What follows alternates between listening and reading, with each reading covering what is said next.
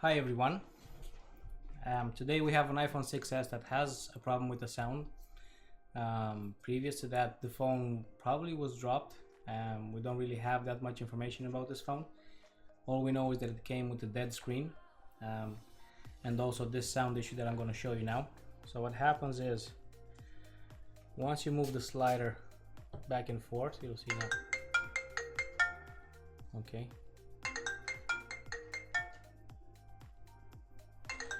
There.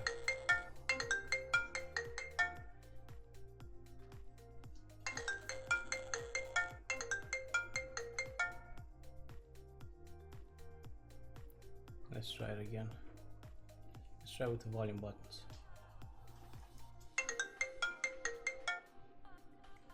Okay.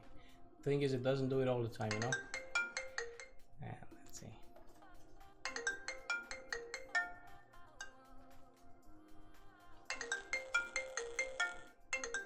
Now, so you saw the slider going up and down like crazy by itself, right?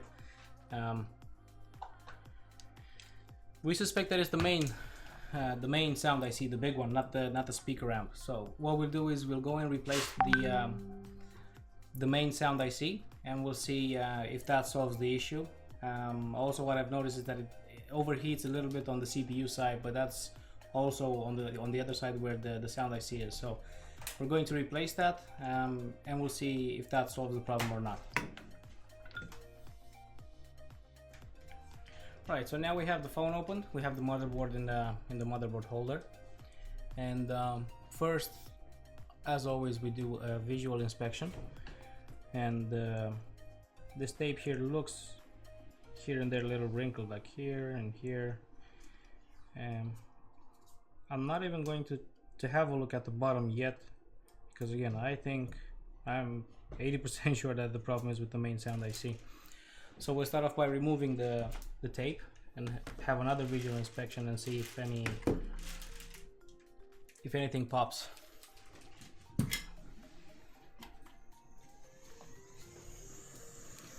I'm removing it with a little bit of heat because I want to reuse it when I put the phone back together. I very rarely use Captain tape to cover that area.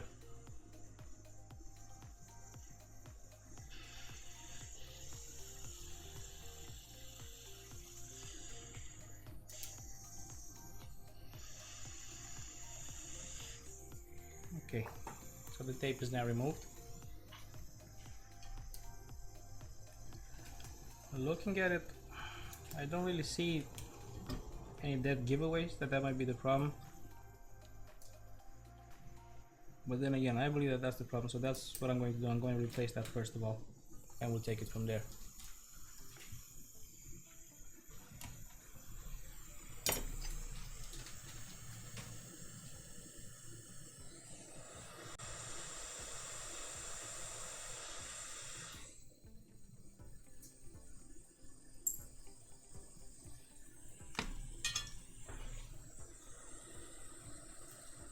Let's see where I can grab it from. Probably here and here. Yeah.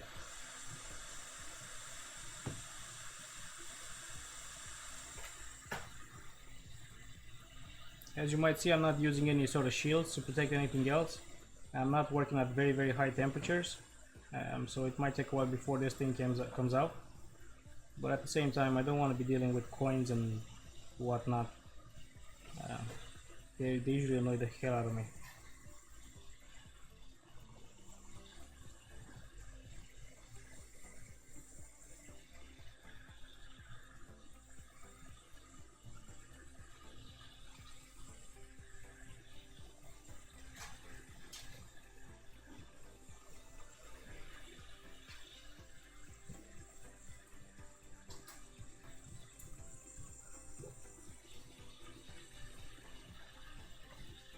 Come on.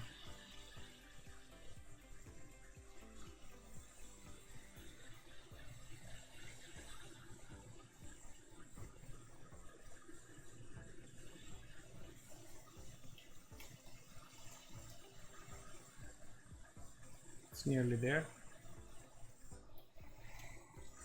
Yeah, this thing move, we're gonna put it back together. That's absolutely no problem.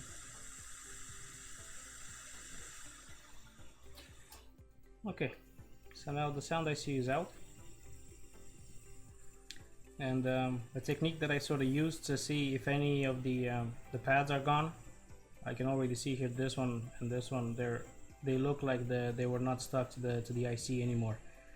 But going back to what I was saying, I use the soldering iron to first of all scrape the extra adhesive, the extra solder, and then if any pads will lift, we will know that they were not there to begin with. They were not soldered anymore or attached to the board.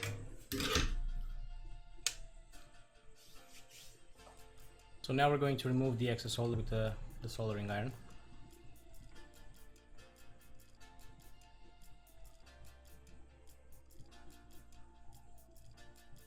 And I say remove it or scrape it, I don't mean, you know, going head on to the board. It's just over the surface of the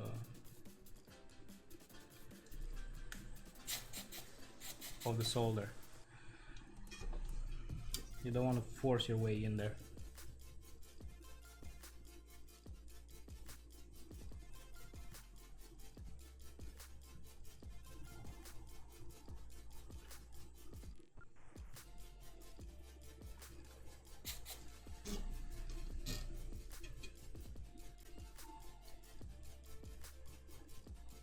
The reason why I'm always looking on the side, well, not always, but sometimes, it's because that's where I have my microscope monitor, so I can see exactly what you are seeing or what you're going to see. I don't want to work for half an hour and then turns out that it was out of the shot. Okay, so now that we have that done, I know it looks messy, but what we'll do is we'll wick it. We'll start to wick it and see if anything else happens or not.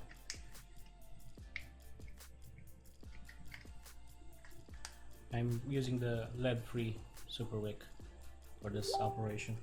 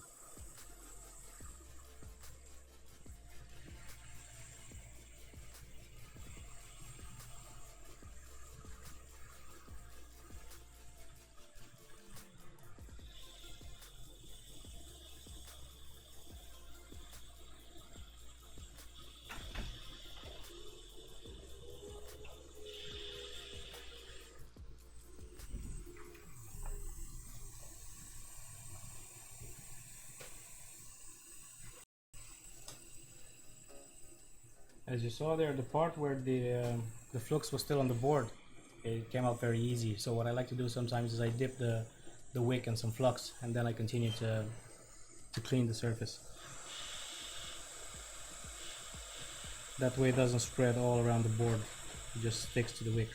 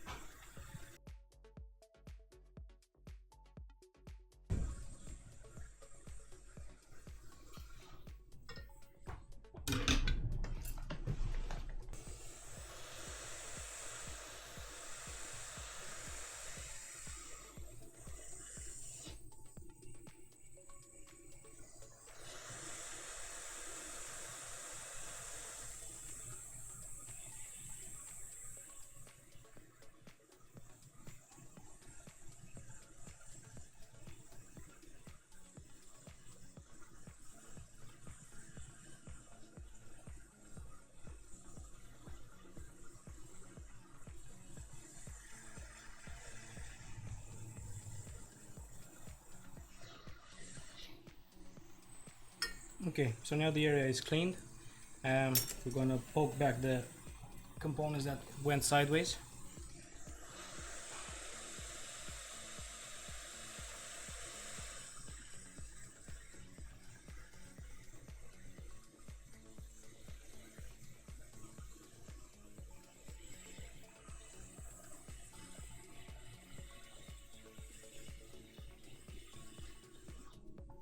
Maybe use a little bit of flux.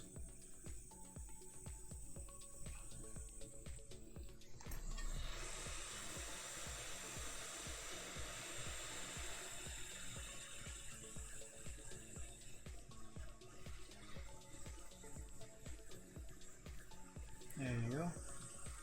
And now the other one.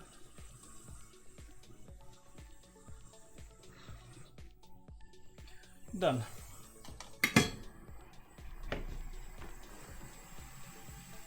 So now we're going to cool the board a little bit using the fan extractor that I showed you in the last video. And we're going to go back and we're going to start to clean the board and install the new IC. So now that the board is cleaned, we're going to solder the new IC, and that's why I couldn't care less if the other IC chipped. We always use brand new ICs. We don't reballs very rarely, only on chips that we have to harvest from other boards, but 90% of the times we use brand new ICs. It's an economy on time. You don't have to waste time to reball, rather than, you know, you take the chip brand new, you put it in, and that's it, done. So I'm gonna go into my magic box. I'm gonna fish out the sound IC.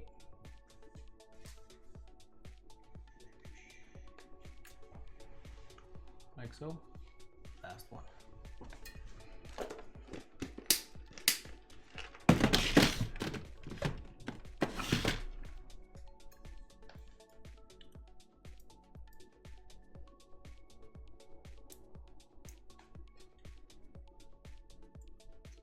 So as always, a little bit of flux.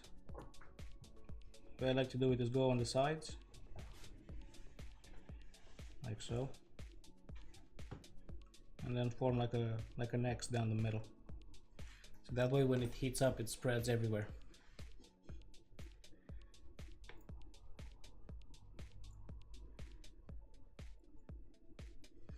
So as you can see, brand new IC, shiny.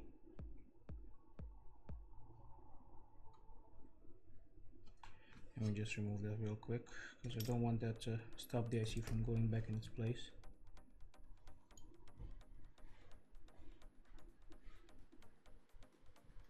There.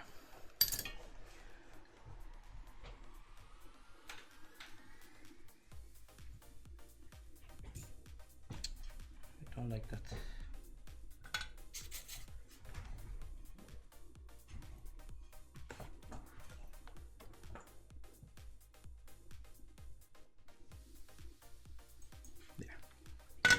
Much better. Now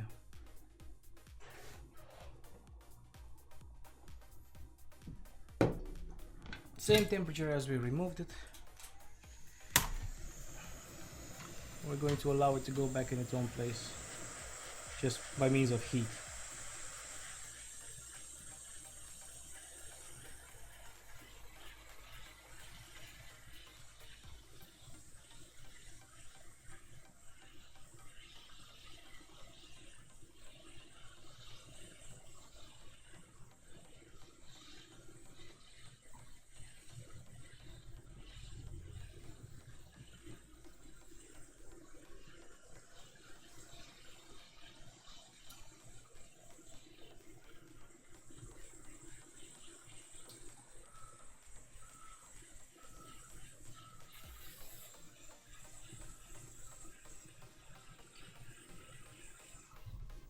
I'm gonna poke it just a little bit, just to see if it's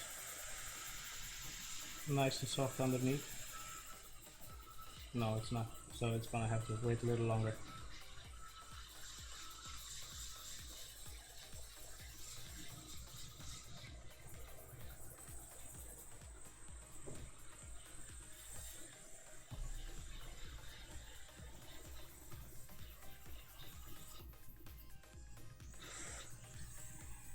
I'm gonna increase the temperature just a little bit. Mainly because some of these brand new ICs, sometimes the solder that's under them, they have a higher melting point than if you were to do a reball. And I have the same issue, the same problem with the iPhone 7 sound ICs and with the iPhone 6 backlight ICs. But on the iPhone 6 backlight ICs, we actually reball them before we put them in. It's safer.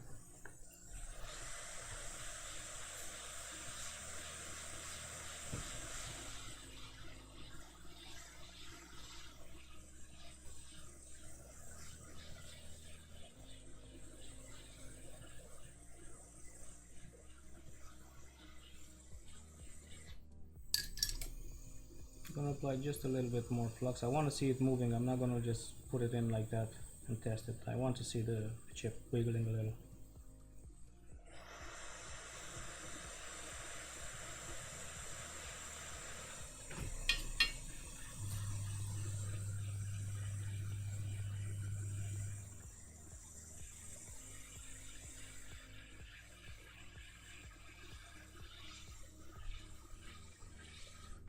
Like so. And now we allow the board to cool, and we'll be back with the final test. Okay, so now we have the phone back in sort of one piece to run the final test. And let's see. So you can see hopefully the slider there. Yeah. So let's see.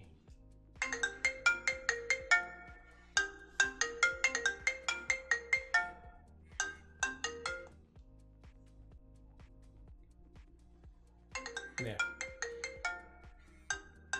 The sound doesn't skip anymore, so it looks like we were right once more. This is the solution that worked for us. I'm not saying that it will work for you, so if you have a similar solution, don't just go and replace the sound IC, and if it doesn't work, blame us. So yeah, thank you very much for watching. I've been Michael from iTech Repairs, and I'll see you next time.